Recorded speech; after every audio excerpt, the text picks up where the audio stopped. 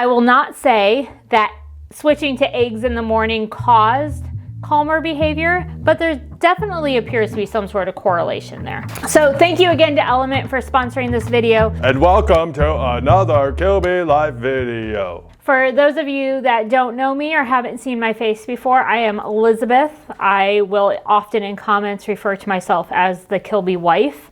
But yeah, I am Erin's wife, and I've done some videos about my journey with carnivore and keto and low carb, so that's all in a playlist. But today I thought I would share with you guys how this lifestyle, the low carb lifestyle, Erin's carnivore lifestyle, has affected our family. And if you don't know, we have 8 kids. Our oldest is 13, our youngest is 2. And so that is a lot of mouths to feed. That is a lot of people to keep happy. That is a lot of opinions we get about the food that we serve. I wanted to tell you though, I wanted to recap kind of my journey into keto and low carb. I hate using the word keto because I don't follow it super strictly, but I definitely have a low carb, low sugar diet that I eat generally. And so it all started in June of 2021. Erin had said, you know what? We could both stand to lose a little bit of weight. Let's try doing this low carb, low sugar. And I think he put a 6-week time frame on it just to see if it helped anything. At this point, I had just had our 8th baby. It was my 7th full-term pregnancy. I was not sleeping at night, so my brain was foggy. And even with all of that, I didn't want to do it. I didn't want to give up the things that I thought I deserved or I had earned or made me happy. And I was very frustrated going into this whole thing. When we started, it made it worth it.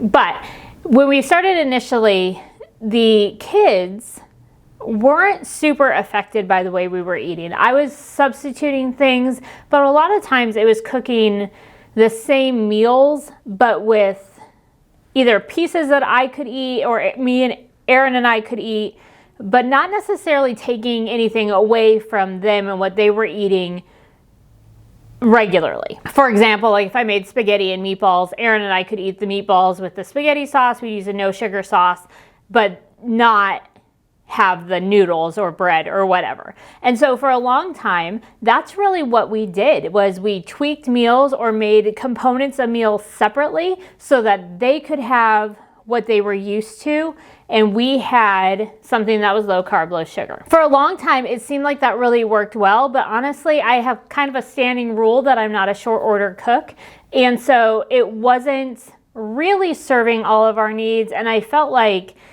things just felt disjointed. So I started swapping in cauliflower instead of pasta. I started trying to use zucchini instead of lasagna noodles. Obviously, we eat a lot of pasta in this family. But some of those kinds of swaps, where maybe if we were going to have nachos, instead of doing shells and chips and whatever else, we would just make bell peppers and put them on top of that. Whatever I could think of to cut out the carbs. I was doing a lot of that for me, but honestly, I was not doing a good job with substitutions. Cauliflower is the one that comes to mind, where you use cauliflower rice instead of regular rice, or cauliflower instead of noodles, and just certain things. And honestly, it was kind of gross, and I don't blame them for not wanting to eat it. It tasted very bland. It tasted like a filler food. We were using these things to replace other things, and honestly, I wasn't doing a very good job with it, and it was obvious, and they weren't excited about food. I wasn't that excited about what we were eating for dinner, and so it made it really hard to get them on board. It turns out that a lot of these replacements can actually be done, and be done well, once you know how to use the foods better and how to prepare them better. And so over the past 2 years, I've embraced that learning curve a little bit better, and have been able to say, you know what, we are going to substitute this, but instead of just throwing a bag of frozen cauliflower in something and hoping it works out well, I'll take the time to roast it and make sure there's flavor on it and salt it well, and all the things that I wasn't doing before, which I'm kind of ashamed to admit on camera. But making this food actually taste good. And so being able to say, look guys, I didn't know what I was doing. I'm trying my best. We're going to try some of these meals again, but in a different way. That has been really helpful. Some of the big changes for our kids have just been replacements, and I'll get into that in just a second. But today's video is sponsored by Element, and we are so excited to be working with them. It's a product that Erin and I use and enjoy. It is an electrolyte drink that has everything that we need, nothing that we don't, and is a scientific formula. If you look on each of their little packets, it tells you 100 milligrams of sodium, 200 milligrams of potassium, and 60 milligrams of magnesium. But nowhere does it say sugar and nasty stuff that we don't want to put into our bodies. So I'm very excited about that. And so recently, all of our kids were sick. I remember thinking, I need to get something in their bodies. They have got to get fluids. And we don't do a whole lot of juice or Gatorades or Powerades or those kinds of drinks, but I needed them to drink something. Element is an excellent replacement for all of the aid drinks, especially when we need to support our kids getting healthy in our kids' systems. And so it was a really, really easy substitute for me, where I could give them the electrolytes they needed with none of the junk, none of the sugar, none of the coloring and the artificial ingredients. And so I was really excited about that and being able to use that. Replacing their electrolytes, especially while they're not feeling well, was super easy, and I felt really good about it. For a limited time, our viewers are able to go to drinkelement.com/Kilby. And again, we'll put that URL down on the screen. But again, it's drinklmnt.com/Kilby. And you'll get a free sample pack with any purchase. You can buy just a box, you can buy a sample pack, you can buy a value pack box. They are all fantastic. The raspberry is my current favorite, although I like them all. The sample packs are an excellent way to try a bunch of different flavors before you buy a bigger box of them. Sample pack is 8 single serving packets that's inside of here with any Element order. It's a great way to try all the flavors, or you could share Element with a salty friend. Get yours again at drinkelement.com/Kilby. Yes. That was one of the easiest swaps that I was able to convince our kids was a great idea. Other things that we did was something simple like chili. We took the beans out. We just found a different recipe. We added in some other flavors with some different vegetables, but we took the beans out so that we weren't getting the carbs from those. We have done a lot of pasta dishes with a variety of vegetables. Cauliflower actually works pretty well when you prepare it right before you put it in. We have used spaghetti squash, we have used zucchini, and most of the time, the kids don't care.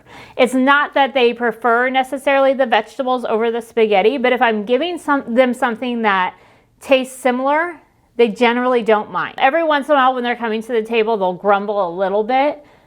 And I think that's fair. You're welcome to have opinions, like that's okay, but they still eat the food, and at the end of the day, they still tell me it tastes good. So I don't worry about it too much. Sometimes though, we have found that if we're making certain dishes like Indian food, if you have curry, I feel like you need to have rice with it. I eat it without rice. That's one of those things that I could understand the argument for a little bit of rice. So in those kinds of situations, we'll still have those foods just in smaller quantities. And it's not like you can go back for 15 helpings of rice. Like if you want more food, there's always more protein available instead of just filling up on those carbs. And so that's really a lot of what we've been trying to do. Not necessarily cut everything out, but cut back on some of it. One thing that I thought was really interesting is right before Aaron started the Lion Diet, I had texted him from the grocery store and said, hey, do you want me to grab you another case of eggs? Because we were going through eggs really fast on the carnivore diet.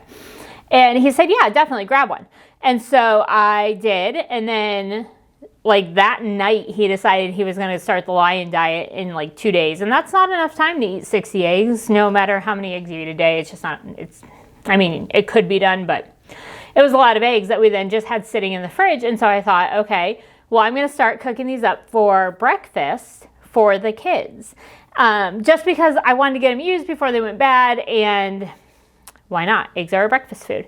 The thing I did not expect though was some of the behavior changes. And we have 8 kids. We have 4 boys within 3 years. We have a set of twins and then 2 that are a little bit younger. And so we have a lot of energy. We have a lot of excitement. We have a lot of creativity. We just have a lot of it coming at us. And when we were feeding them oatmeal for breakfast, pancakes, cereal, we were noticing, I wouldn't say out of control behaviors, but big emotions, big reactions, big responses that sometimes just felt really overwhelming even for us as parents to say, okay, where is this coming from? I will not say that switching to eggs in the morning caused calmer behavior, but there definitely appears to be some sort of correlation there. So that was really interesting to me and kind of exciting, where it's like I can feed my kids good, nutritious foods, and I can do it in a way that they do get excited about, and I can see a result.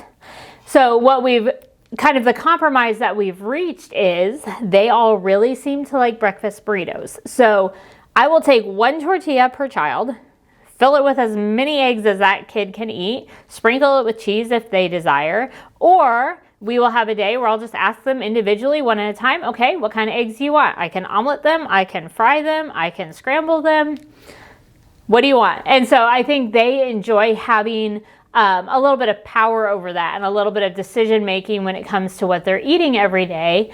In a way, again, that it's their choices and options that I feel good about offering, instead of here's some oatmeal with a pile of brown sugar in it, hope this goes well. It's been a really interesting observation for me to be able to see how just that simple of a tweak has changed kind of our days, really, because we homeschool. We're home with them all day, and so the morning time where those sugars are spiking, I'm trying to teach them math. It makes it so much easier when they're not dealing with the raging sugar spikes, as well as trying to concentrate and focus and learn and put the time and effort into what they're doing in their schoolwork. Now, we have often said that we don't want to deprive our kids of being kids, but we do want to be smart about it. And like I said earlier, we have never been a juice and pop and sugary drink family, mostly because I don't like drinking those things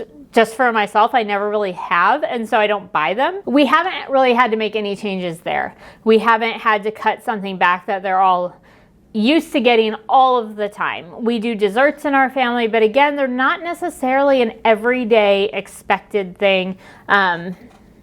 They're sometimes food. And so those are things that we've cut back on, we've changed a little bit, but we haven't necessarily taken away. And I think that has really helped. I have actually watched a video by Dr. Ken Berry about keto and kids and the diet, and he went through just the different functions of your body and the different systems and organs and what they need, and how this diet really plays into those needs really well. It was really interesting. I will put the link down in the description because I cannot recap it in this video, but it really made me think, you know what, I'm not depriving my kids. I am setting them up for a healthy future. I am setting them up for good results. I am setting them up for healthy systems and bodies that work well, and I don't feel like I have to apologize for that. Now, we are still wrestling through some of this. Our kids kind of have a schedule of getting a snack in the afternoon, and I am having a really hard time coming up with snacks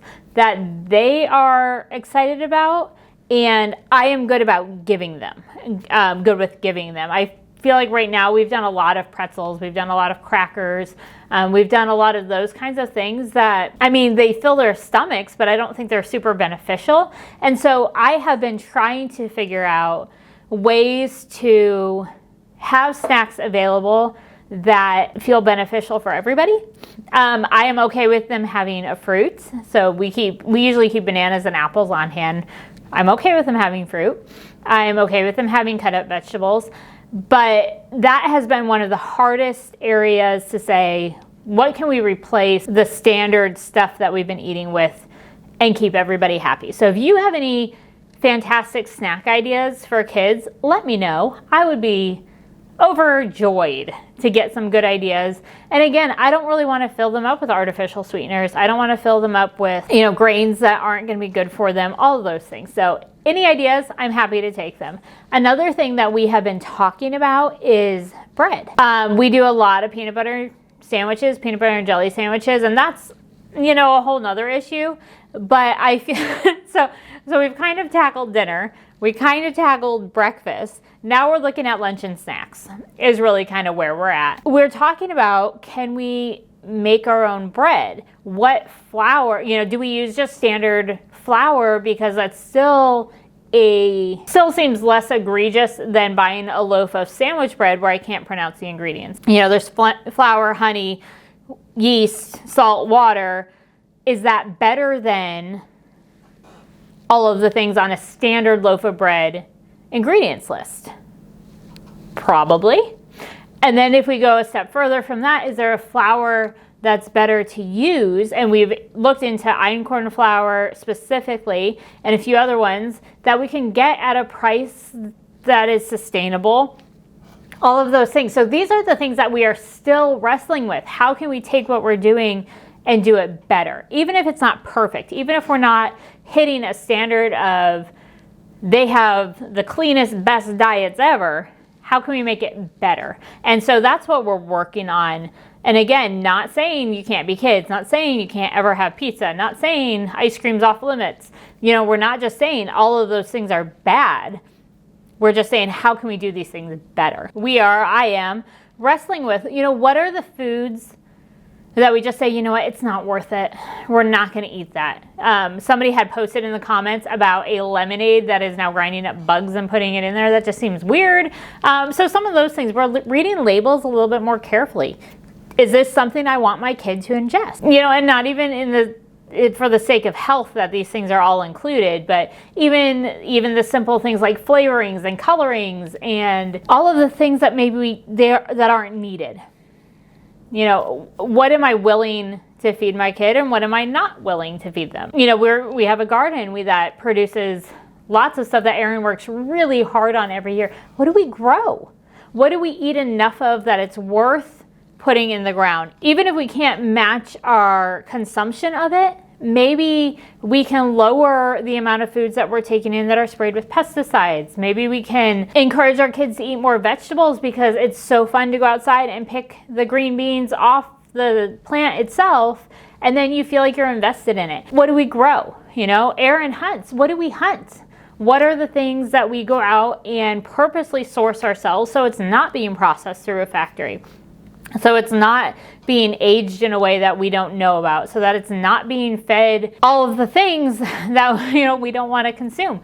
What do we hunt? What animals do we raise ourselves or try to raise ourselves? Like right now we have quail and we get eggs from them and meat from them, and it's a fantastic source of protein, and they can live in the garage during the winter. Like, it works out really well for our family to have that extra source, and that's worth it. So what else could we possibly add into that mix? What do we look for good sources of? And again, I go back to the flour. Like, if my kids are going to continue to eat bread, which I assume they will, and I say, I think I want to just tweak how we're doing that, how far do I want to go? Do I want to just say I'm going to make my own bread, but I'm going to use kind of standard ingredients? Do I want to go beyond that to find the best ingredients, or somewhere in the middle where it's something I can sustain but not something that is going to eliminate other things? Like, everything's a compromise. Hopefully that all makes sense. Like, I feel like as a mom, there are a lot of things that I wrestle with for my kids. I wrestle with their education. I wrestle with their socialization. I wrestle with all of the things. And so why shouldn't I wrestle with and put as much intention and effort into their nutrition? That being said, I have a long way to go.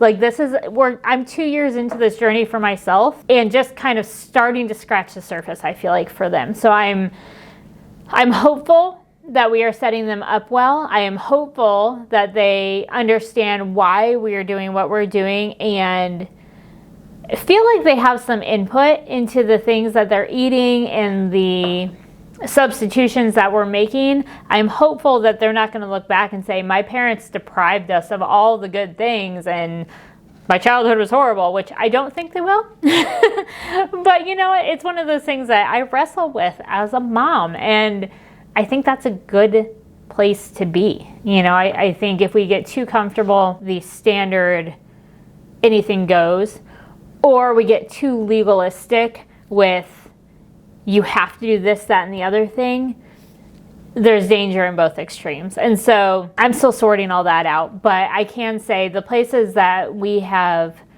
purposefully made changes, the places that we have purposefully said, hey, we're just going to do things a little bit different, or we're going to try something different for a while and see what happens, I think they've all turned out pretty well. We are going to continue on that path of, you know, Aaron is doing carnivore. He just finished lion. He's going to keep going because he's seeing improvements in his health, and that matters for our family. I am going to keep eating generally low carb, low sugar because I feel better. Like, I feel like I am more confident and I can present myself better. My brain isn't foggy all the time, and I'm generally not as moody. Can I say that?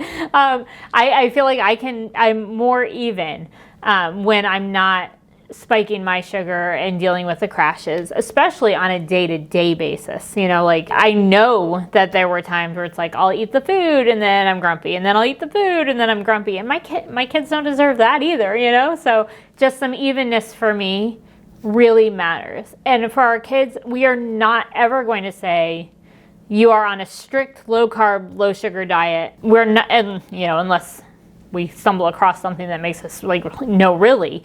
But then they would have to buy into it too.